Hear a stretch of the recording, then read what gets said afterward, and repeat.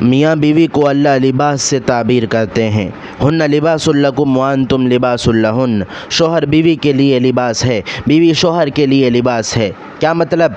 ہمارا لباس ہمیں سردی سے بھی بچائے گا، دھوپ سے بھی بچائے گا، یہ لباس کا ایک مقصد ہے۔ دوسرا مقصد ہمارے عزت و آبرو کی حفاظت کرے گا۔ میاں بیوی ان دونوں کی طرح رہنا چاہیے، یعنی ایک دوسرے کی حفاظت بھی کرنا ہے، اور اسی طرح ہر حال میں، دھوپ میں، گرمی میں، زندگی کے اتار چڑھاؤ میں، شوہر کے پاس پیسہ ہو یا نہ ہو، غربت کا زمانہ ہو یا دولت کا زمانہ ہو، ہر حال میں میاں بیوی دونوں کو مل جل کر رہنا چاہیے۔ شوہر کے پاس پیسہ نہ ہونے کی وجہ سے اس کی عزت میں کوئی کمی نہیں آنی چاہیے۔